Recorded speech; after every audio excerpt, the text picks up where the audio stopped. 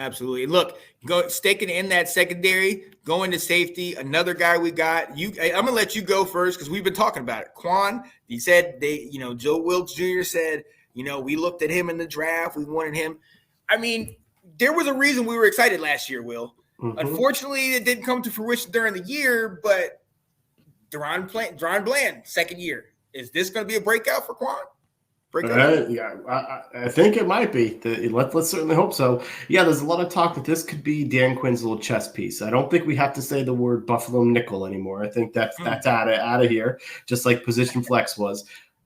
But Dan Quinn did use players in multiple ways and move them around. And Quan Martin has the ability to be nickel. He can play center, so or safety, free safety. So it'll be really interesting to see how they utilize him. I think it all starts though before free agency even starts. And what do we do with Cam Curl?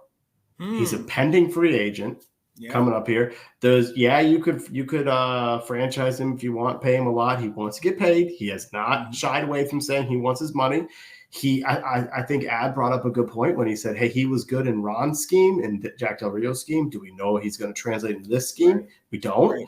I do hear a decent amount of the media talk about him in good ways. Makes me feel, I heard one of them say, hey, good players, you don't let good players leave your building. So they must see enough to say this guy is just a good player regardless of, scheme. So it'll be interesting to see what do they do with him, because that's going to have a big ripple effect on, are we replacing a body? Because, after that, Derek Forrest was out hurt last year. He'll be back. What type of role can he play for them? Quan will be part of this.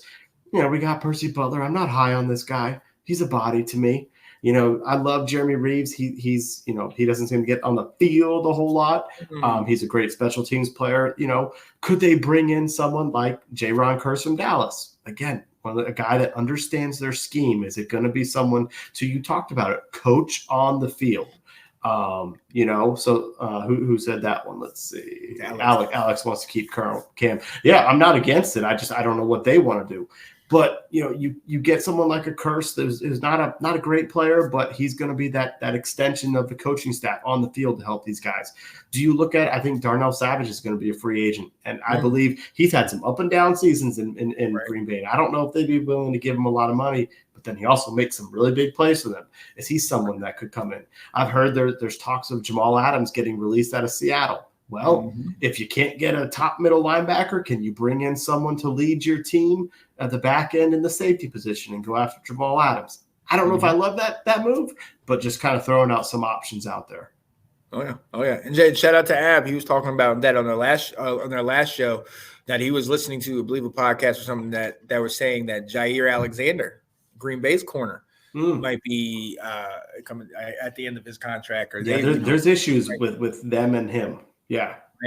So that could be interesting. We've seen he shut down Justin Jefferson a couple times in their matchups. So I'd be eager to see that again if we're talking about spending up. I think that the part though that you and I have alluded to this entire time is that they've looked at the roster, but I really want to see them when they look at the guys. What do we have here?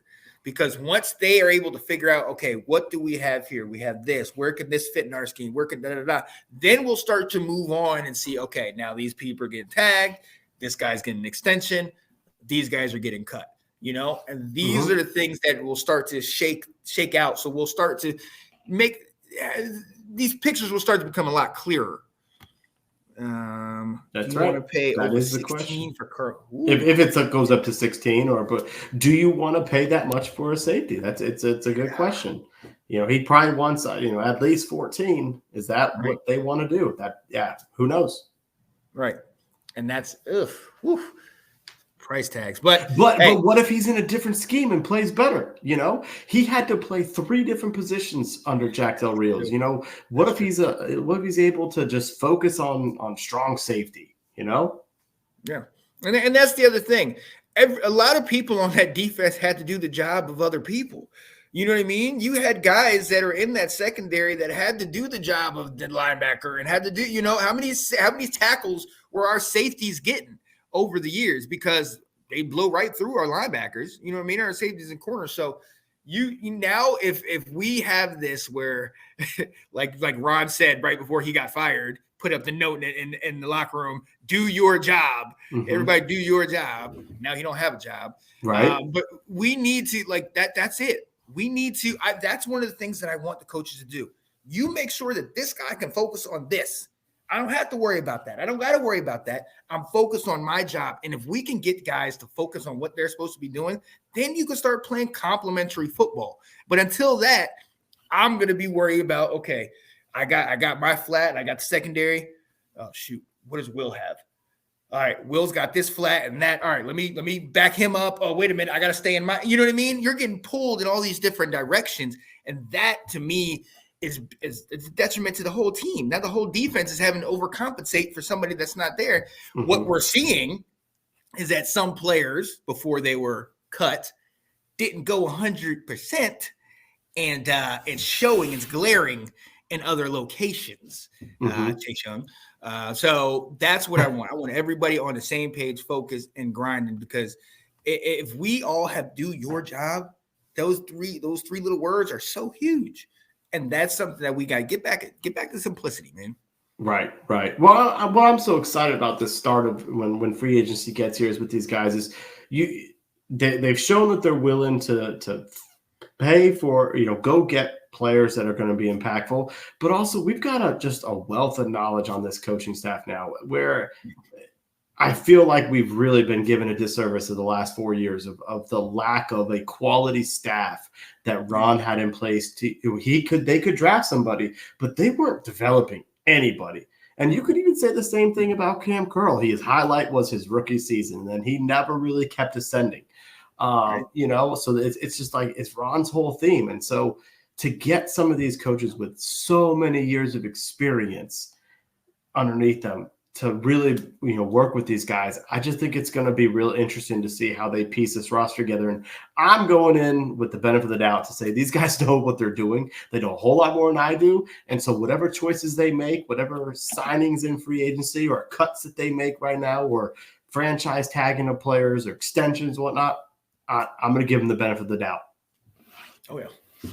I'm on board. I'm with you. Alex said, I doubt Cam will get 16 a year. That would shock me, but you might be right. But if Cam wants that much, I'll let him go. He's a good safety, but not great. He don't play like Troy or Ed Reed. He's definitely a smart safety, but I'll give him like 10 or 11 a year. Well, I think he's going to get more 10 or 11 because I think they might have even talked to him about it. He's looking. Ad may not be too far off at 16 if it stretches to that, but he's not going to be cheap for his position. Oh yeah. So that's going to be interesting. Dun, dun, dun, dun, dun, dun, dun, dun. Let's go. The Washington Commanders. There it is.